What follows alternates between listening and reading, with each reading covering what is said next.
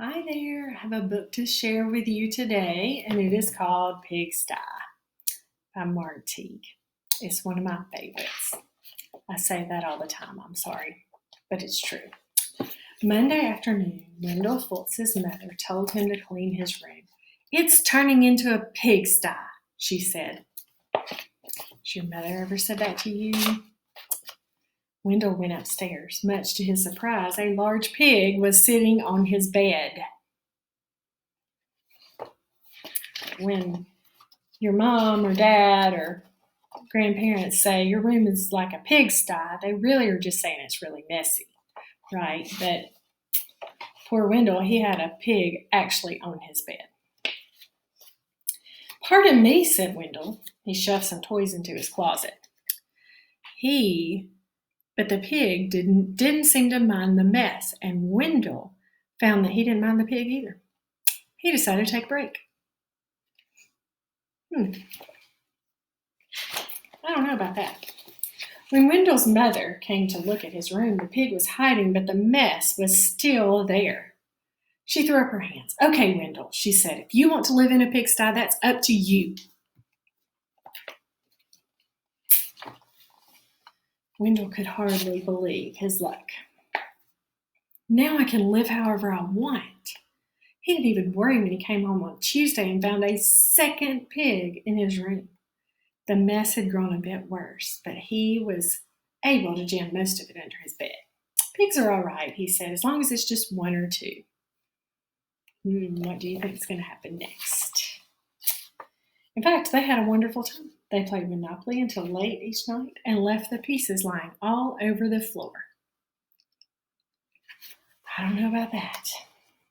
They had paper airplane wars and pillow fights. The bed had become a trampoline. It looks like a little bit of fun. Then 2 more pigs showed up. The mess just grew and grew. That night, when Wendell went to bed, the pigs were lying everywhere. They rolled up in his blankets and hogged the pillows, too. Wendell told himself he didn't mind, but then he found hoof prints on his comic books. Do you think his comic books were important to him?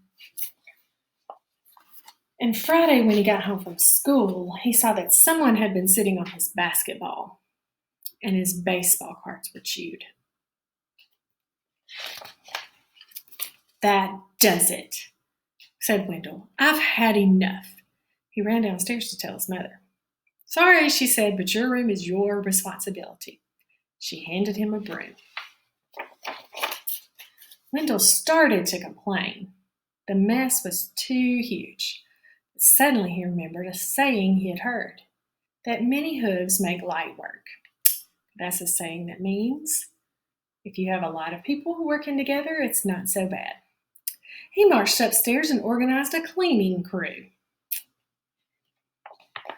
They swept and scoured, polished and scrubbed. Later that afternoon, Wendell inspected his room and pronounced it clean. In fact, it was a bit too clean from a pig's point of view, so while Wendell inspected, the pigs prepared to go home.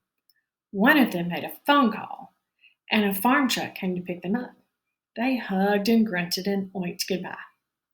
From that day on, Wendell kept his room clean, except for those nights when his friends came by to play Monopoly. The end. Hope you enjoyed this story. Maybe we'll do something with it.